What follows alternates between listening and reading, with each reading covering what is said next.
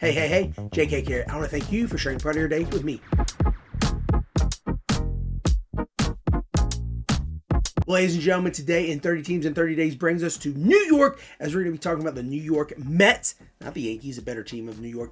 They were third in the NL East with a record of 89-73. They made it to the playoffs via the wild card and were able to take care of the Milwaukee Brewers 2-1. Then were able to defeat the pesky Phillies 3-1.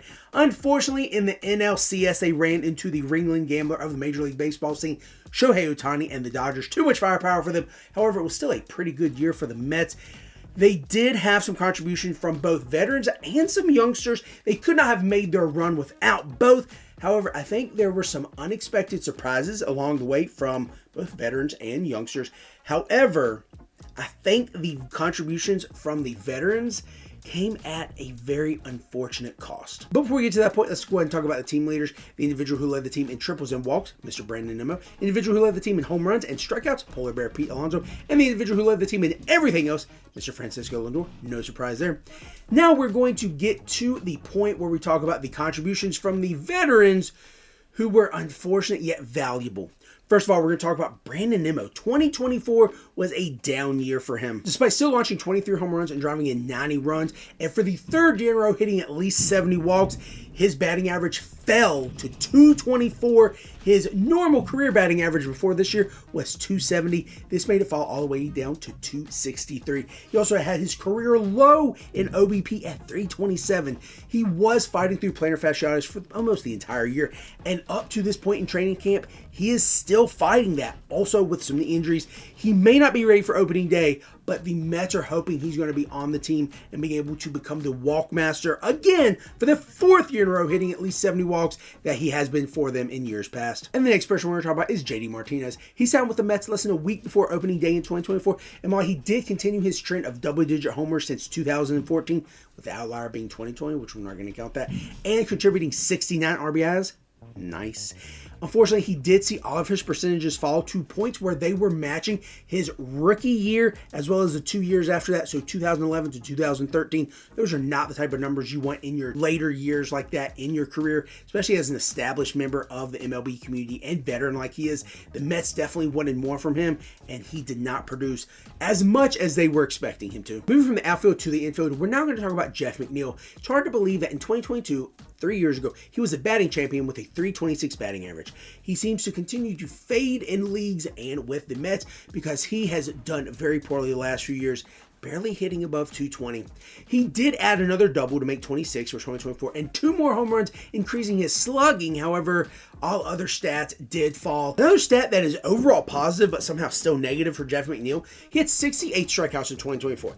That is the second highest of his career, with 70 being the most. Anyone that's only striking out 68 times, that's not bad. But again, for McNeil, that's the second highest of his career, so that's not a good look for him personally. However, ask Giancarlo Stanton if he would accept 68 strikeouts over an entire 162 game season. Probably would. Now that we've talked about some of the success that came at a cost for the veterans, we're going to move to the younger guys, not all young, but younger guys who still gave pleasant surprise and contribution for this team to make that NLCS run. First guy we're talking about is Mark Vientos. This third baseman had been with the Mets for 2 years prior to 2024. Finally had his coming out party, hitting .266 with 27 home runs and driving in 71 runs.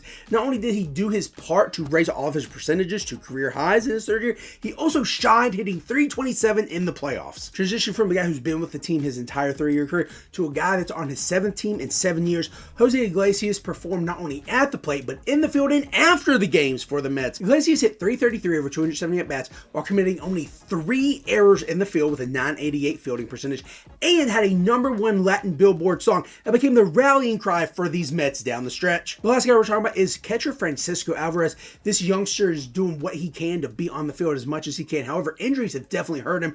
He only spent 16 games in 2024 behind the plate before having to take off some time. Came back for the last 84 games and hit 10 home runs and had 39 RBIs.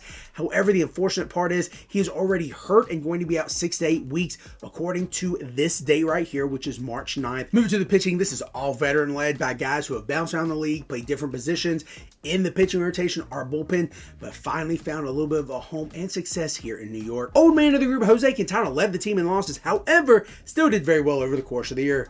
Former Yankee Luis Severino led the team in innings pitched, home runs given up, and earned runs. That's not exactly the best stat line I want to talk about a former Yankee. And then Sean Manaea led the team in everything else, while Adam Ottavino led the team in holds, and of course Edwin Diaz led the team in saves. I want to point out that this Mets team had a very solid starting four. The fifth was kind of in limbo because of injuries, this, that, and the other. But the top four combined for 54 quality starts in their 105 games started. So that's more than half of the games that they were kept in the game strictly because of defense and our pitching. So these four really did their job. First guy we're talking about is the team leader in most stats, Sean Manaea. Fourth team in 4 years, and he's finally able to find success as a starting pitcher. His previous success came as a bullpen guy, and some as a starting pitcher, and then some as a secondary pitcher, but finally able to find a place here in New York. He was able to lower his career best ERA, lower his career best whip, and increase his career best innings pitched. The only mark I have on him is that he did give up 63 walks in 181 innings. The next young guy we're going to talk about is David Peterson, the fourth member of that rotation we talked about earlier. He was able to hit a career best 2.90 ERA, which is up to 2.5 points better than any of his previous years and some of the guys that he was pitching with in that rotation. He did improve ERA, he did improve whip, he did drop strikeouts. However, that also meant that he increased the number of outs he got via fly ball or ground ball. So his ERA went down, strikes went down, but that was okay for Mr. Peterson. Still young and absolutely ready to continue in this rotation. The last contributor we're going to talk about is Jose Butto. I'm pretty sure it's Budo, but we're going to call him Butto because I'm a Yankees fan. This guy only started 7 games, however, had 23 more appearances for 30 overall game appearances on the year, and he did very well. He was able to pitch to a 2.8 ERA with a 1.1 whip and had 79 strikeouts over 74 innings. He contributed pretty much everywhere with 7 wins, 3 holds, and 4 saves. There's a wild card for this rotation, and that's Kodai Senga. He only had 5 innings pitched last year and was able to strike out 9 people. But going back to his 2023 season, he pitched in 29 games and had 200 plus strikeouts and only 166 innings pitched. So he's absolutely able to dominate. However, it's really going to depend on if his shoulder is going to be back to normal, allowing him to be that dominant guy he was. Overall, I think the bullpen is going to be strong with Edwin Diaz as your closer. Of course, you're going to be strong, but how is the bridge? That is what brings up a few of my questions. Looking at FanGraphs, there are a few guys in that bridge that I'm not sure if it's going to work. First, Paul Blackburn. He only started 5 games for the Mets last year after being traded from the Athletics, and he had spinal surgery this summer. That is scary. Like, is he going to be able to pitch? He is like your long relief or middle relief guy. Is he going to be an actual bridge? Also, AJ Minter is going to be back or should be back at some point in time in 2025. How is he going to fit in there? Is he going to be a potential closer? Now, I don't say he's going to overtake Diaz, but Diaz is going to have to take some days off. So is AJ Minter going to be the next guy? Or are they going to have someone else? Jose Butto is going to be one of the guys that they do have listed as a relief guy. So, if there is an injury, which Griffin Canning is right now one of the 5th starters when it comes to Fantrax. Anyway, another question I have is, AJ Minter coming back is going to put him where in this bullpen? Yes, he has experience as a closer. Yes, he has high leverage situation experience. Is Minter going to be the next guy after Diaz? Is he going to take over the closer role at some point in time if Diaz is hurt? Will he be the most high leverage guy? I don't know.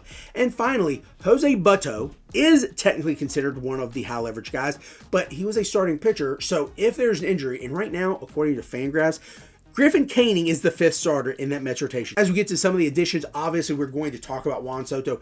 Big fish in a big pond. He's going to do what he needs to do. He's going to rack up his home runs. Don't think he's going to be as successful as he was last year, but that's just me being biased. Another former Yankee that's now on the Mets is Clay Holmes. This man is going to be turning into a rotational piece. I think he's going to be able to pitch well, but you're going to give up the long ball. Another former Yankee is Frankie Montas.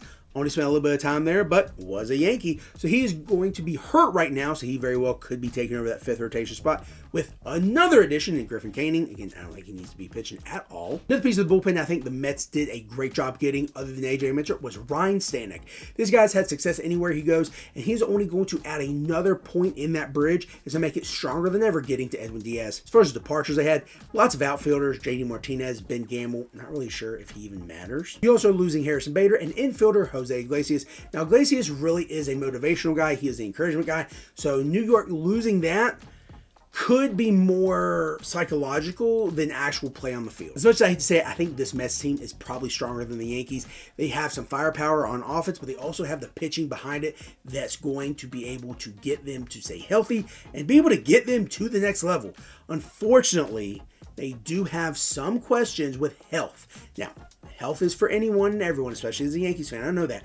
But Brandon Nimmo, that's a huge one. If he can't get on base, if he can't set the table for some guys behind him, if he can't get those walks, that's going to be tough because he is definitely a guy who was able to bring batters in, but also bring himself in, scoring runs, being in fielding position, being in scoring position. Obviously, also important for the pitching to stay healthy. Curtis Sagan coming back, he could be a huge playmaker for them, or could be a huge dud. Clay Holmes could be a huge asset to this pitching rotation, or again, he could be a dud. Frankie Montas coming back from injury could be a huge piece, or he could be a dud like he's been in the last few years.